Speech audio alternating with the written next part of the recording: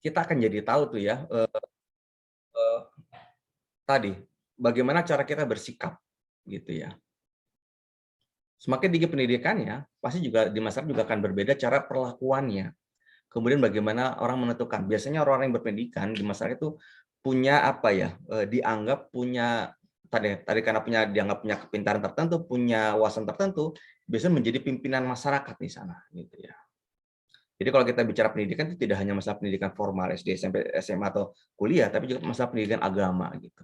Bisa terlihat ya di masyarakat kita ya, orang-orang yang lulusan pesantren misalkan, dia punya posisi tertentu gitu di dalam konteks masyarakat. Baik, selanjutnya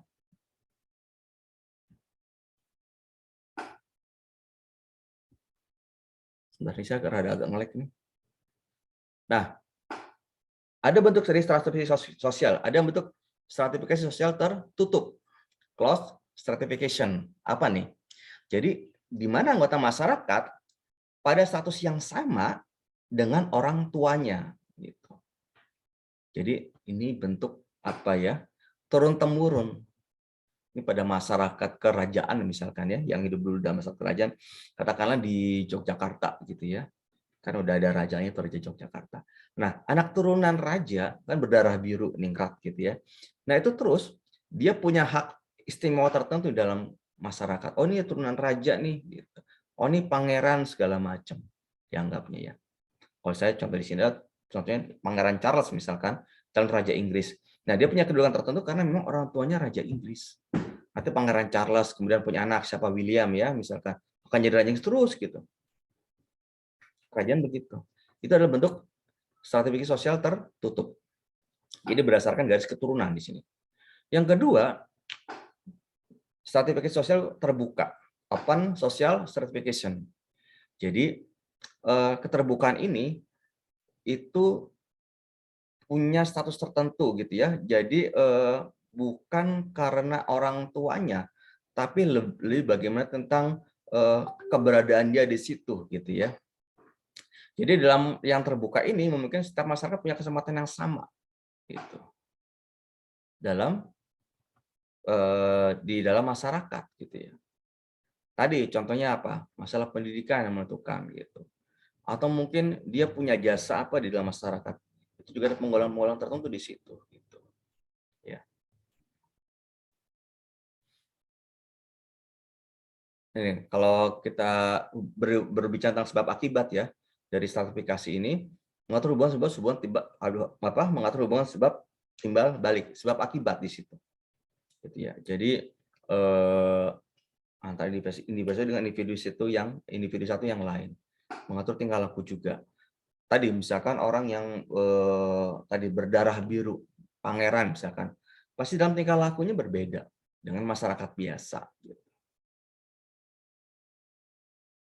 Nah, ini kalau menurut Salah Sumarjan, kedudukan, status, peranan. Jadi berkaitan dengan status dan peran yang berbeda-beda gitu ya. Dan mungkin kalau kita berkaca pada kepercayaan dulu di masyarakat Jawa misalkan ya, yang banyak kepada Hindu, itu kan berdasarkan Saratata ya, ada Brahmana, Satria gitu ya, sampai Sudra gitu kan, itu berdasarkan penggolongan berdasarkan tadi turun-temurun. Kemudian kedudukan atau status. Jadi ini menandakan tentang status seseorang dalam kehidupan sosial masyarakat gitu. Jadi secara abstrak nih, kedudukan berarti tempat seseorang dalam pola tertentu. Jadi menurut kumpulan hak dan kewajiban.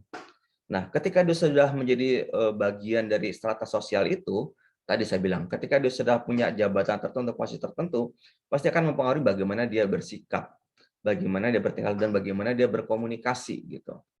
Seseorang yang ditunjuk menjadi kepala desa gitu terpilih gitu ya, pasti akan berbeda cara dia berkomunikasi, cara dia bersikap gitu. Berbeda saat dia ketika masih menjadi masyarakat biasa. Nah, itu kedudukan itu mempengaruhi hal seperti itu. Ada 3 macam kedudukan. Yang pertama, ascribe status apa nih? Jadi kedudukan seseorang dalam masyarakat tanpa memperhatikan perbedaan-perbedaan. Dianggap semuanya sama. Yang kedua, achieve status apa nih? Kedudukan yang dicapai seseorang dengan usaha yang disengaja. Jadi memang dia ada usaha sih. Jadi bukan dasar kelahiran gitu ya. Ini sifatnya terbuka kayak tadi ya. Yang ketiganya assign status. Nah, dibedakan karena alasan-alasan tertentu gitu. Tadi saya bilang mungkin dia punya jasa terhadap masyarakat tersebut hingga mempunyai satu hal tadi kedudukannya menjadi lebih istimewa dibanding yang lainnya. Lalu bagaimana peranannya? Nah, ini kewajiban sesuai dengan tadi dia menjalankan peran tersebut dalam masyarakat. Tadi tergantung stratanya. Bagaimana? Nah, peran itu menyangkut apa? Etika-etika yang dipegangnya, norma-norma yang dipegangnya, gitu. Baik etika, etiket, norma, dan segala macam berkaitan dengan kehidupan individu. Lalu bagaimana peran dan fungsi dalam stratifikasi sosial? Nah, stratifikasi sosial punya peran dan fungsi untuk menyusun apa? Alat bagi masyarakat mencapai beberapa tugas utama dalam masyarakat. Contohnya apa? Pemimpin. Ya, dia pasti akan menggerakkan masyarakat. Dia akan memimpin masyarakat untuk mencapai hal yang diinginkan dalam masyarakat tersebut, gitu ya. Kemudian apa? Menyusun, mengatur dan mengawasi hubungan manusia dalam masyarakat, gitu ya. Jadi dia yang kemudian bagaimana sebuah kehidupan masyarakat itu terjadi secara nyaman kehidupannya, gitu ya. Tidak konflik terus-terusan, itu tugasnya. Terutama peranan tadi misalnya menjadi pemimpin. Pemimpin itu tidak hanya misalnya tadi kepala desa, tapi juga pemimpin tokoh agama misalkan. Tidak hanya ketua RT RW misalkan. Punya kontribusi sebagai alat nomor 1. Jadi mengkoordinasikan antara masyarakat yang terpecah belah. Kayak gitu peranan dari sertifikasi yang punya hak istimewa tadi ya. Kemudian mengkategorikan manusia dalam kesatuan yang berbeda-beda. Dalam konteks hubungan saling berhubungan. Nah, sebenarnya gini teman-teman ya, kalau kita bicara tentang stratifikasi sederhananya adalah bagaimana kita membeda-bedakan manusia berdasarkan sesuatu yang dimilikinya. Yang kemudian hal yang dimiliki tersebut memainkan peranannya lebih jauh dalam masyarakat. Kalau tadi dihubungkan dengan pemimpin masyarakat misalkan, dia punya hak dan kewajiban tadi, bisa mengatasi masalah-masalah yang ada gitu ya. Tapi dikaitkan juga dengan peranannya. Pasti kalau hubungannya misalkan dia peranannya masih sebagai anak kecil atau bayi, pasti akan dianggap oh ini masih anak-anak yang perlu artinya ada orang dewasa yang perlu membimbing kayak gitu. Gitu ya, teman-teman. Kayaknya nggak banyak ya slide dari saya. Baik, teman-teman, sebelum saya buka pertanyaan, saya ingin teman-teman buka itunya dulu ya, kameranya untuk saya ambil gambarnya sebentar.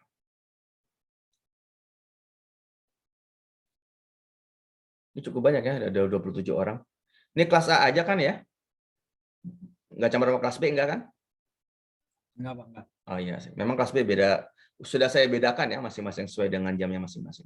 Oke ya, saya ambil screenshot dulu ya. 1, 2, 3. Nah, saya save dulu ya.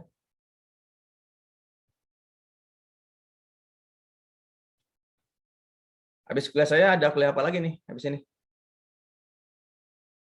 Aika. Pak Aika. Oh, Aika. Pak Mufid ya? Iya, Pak. Oh. Oke. Jam 8 kan kuliahnya? Iya, Pak. Oke. Saya ambil sekali lagi.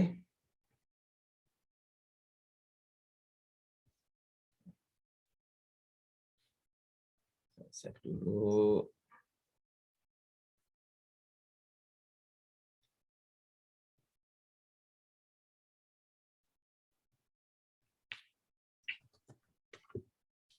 Baik, teman-teman.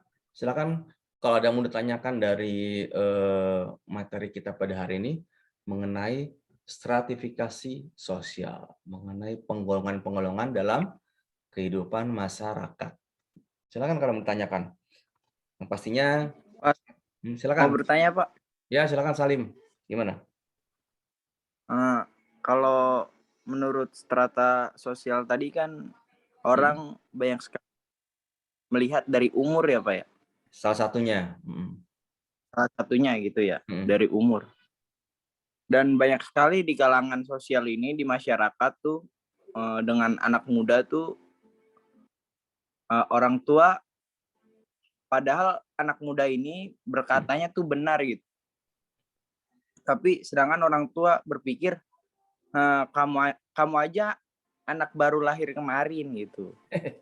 Tidak terima dengan konsep anak muda yang zaman sekarang, sedangkan anak muda ini kan ingin maju gitu ya Pak ya.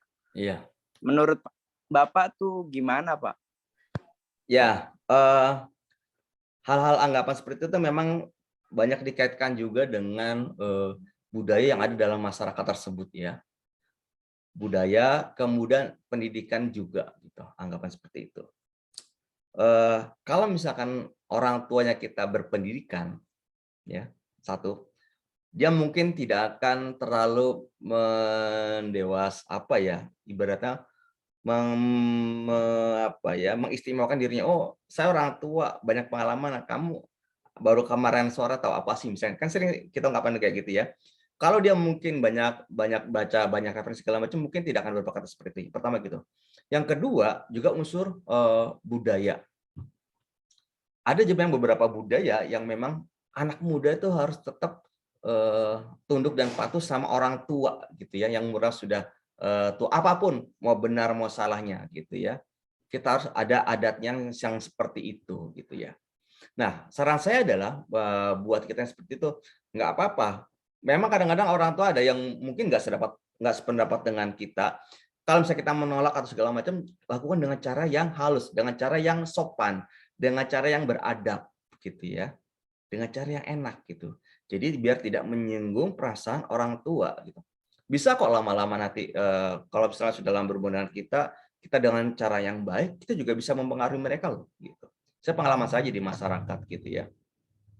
Saya di dalam masyarakat saya misalnya saya tidak pernah membawa misalnya saya pendidikan saya sudah S2 gitu, S2 gitu. Enggak. Kalau ada orang tua ya udah, kita ngomong dia ngomong apa ya kita tanggapi seperti biasa, ada adabnya gitu ya. Tidak secara frontal misalnya saya menyalahkan dia, enggak.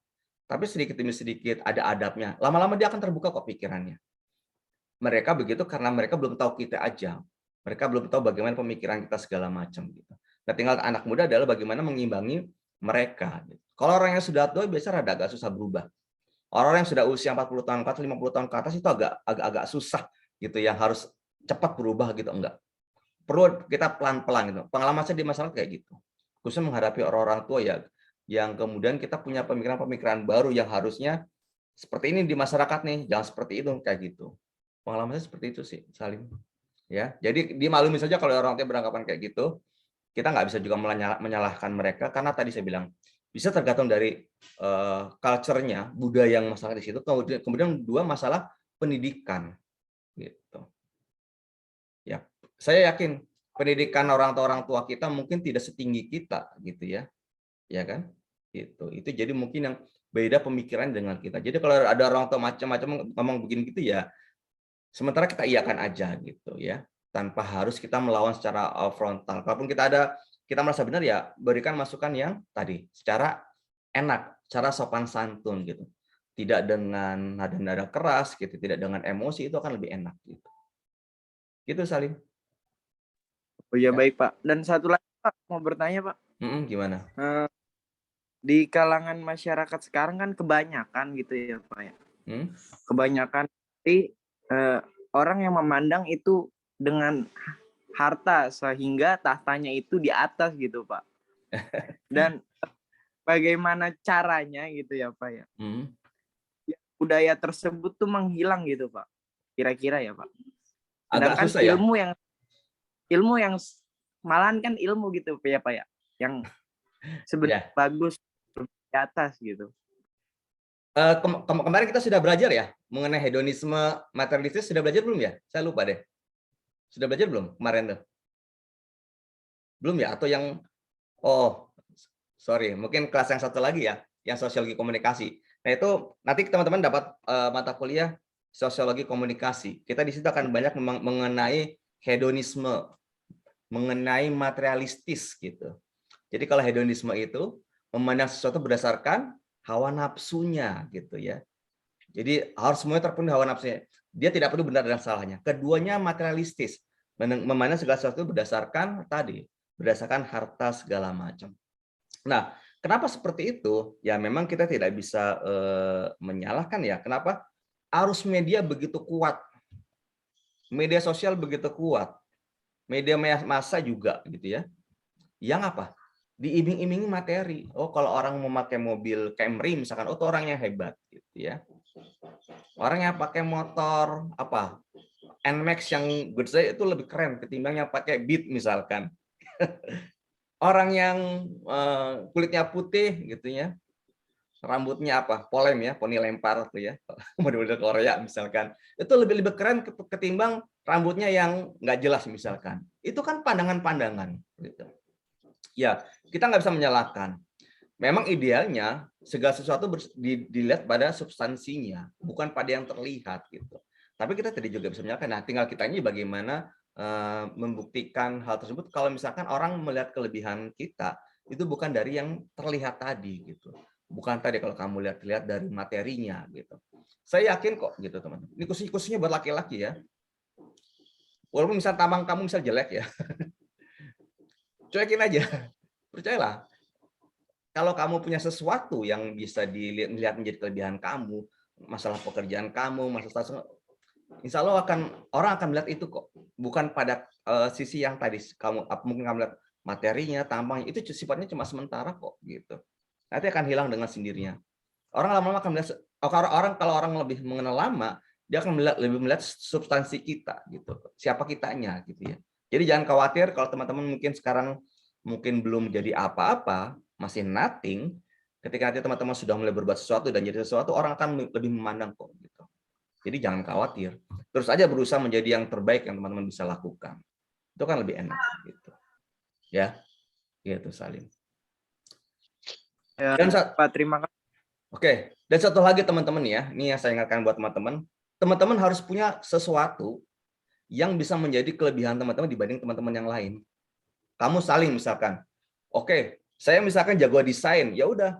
Orang tanya kalau kau bikin desain, lo ke Salim aja gitu. Atau siapa lagi misal Amalia gitu ya. Dia jago ngomong, MC gitu. Terus kamu asah itu keahlian kamu hingga kamu nanti menjadi kalau misalnya kita butuh MC ke Amel aja gitu ya. Nggak usah ke yang lainnya atau siapa gitu ya. Zahra misalkan, jago apa lagi misalkan, jago nyanyi kayak gitu. Jadi maksud saya, teman-teman punya sesuatu yang teman-teman bisa menjadi kelebihan teman-teman gitu ya. Jangan semuanya apa ya? Saya melihatnya ya apa ya, sama aja dengan yang lainnya gitu ya. Kalau teman kita bicara media sosial, semua juga bisa media sosial ya. Main game semua bisa main game kok gitu. Tapi ada sesuatu yang dilihat orang menjadi kelebihan kamu gitu. Ya. Sehingga orang bisa merasakan ada tidaknya kamu, itu orang bisa merasakan, oh, kayaknya nggak ada Salim, kayaknya nggak enak nih, nggak ada yang bisa desain misalkan gitu. Orang yang merugi adalah ketika ada atau tidak keadaan kita dianggap sama aja gitu. Itu hati-hati. Nah, saya minta teman-teman kayak gitu ya. Ada kelebihan teman-teman yang mungkin yang menjadi ciri khas teman-teman yang tidak dipunyai oleh teman-teman. Hal-hal yang remeh-temeh aja gitu ya. Contohnya gini, dulu ketika saya bekerja ya, saya waktu kerja jadi wartawan gitu di grup Kompas ya, Kompas Gramedia itu kan saya cukup lama ya. Hampir 15 tahun saya di sana. Kalau kita menjadi wartawan, meliput ke lapangan, bisa menulis ketemu orang-orang penting, itu sudah biasa jadi wartawan. Itu bukan hal yang aneh gitu ya. Tapi di situ sisi, saya kalau habis main liputan gitu ya, saya suka main pingpong di kantor gitu kan. Kemudian saya menjadi tim yang diandalkan sama perusahaan untuk main pingpong diadu antar perusahaan. Saya punya sesuatu di lingkungan perusahaan yang tidak dimiliki orang lain gitu. Contohnya begitu. Ya, hal kecil aja. Atau misalkan saya juga alhamdulillah bisa main gitar misalkan. Waktu di kantor juga misalnya ada acara-acara apa saya suka disertakan gitu ya, buat main gitar gitu ya. Itu contoh-contoh kecil gitu ya. Maksudnya gitu, ada sesuatu hal yang teman-teman bisa diandalkan yang bisa menjadi pembeda dengan yang lain. Teman harus punya apapun gitu ya. Hal yang kecil sekalipun. Make up atau apa gitu. Ya. Teman-teman punya keterampilan make up, ya nggak masalah, diasah aja. Teman-teman yang punya keterampilan kuliner, bisa masak gitu, diasah aja, nggak peduli itu laki-laki atau perempuan gitu. Bahkan mungkin itu bisa menjadi sesuatu yang menguntungkan buat kamu gitu. Saya kan juga selain jadi dosen juga jadi trainer gitu ya. Saya ngajari di beberapa BLK. Ada mahasiswa saya nggak waktu ngajar di BLK Pasar Rebo, saya ingat banget tuh ya. Dia sudah 2 tahun jadi sarjana dia sudah 2 tahun lulus dari S1.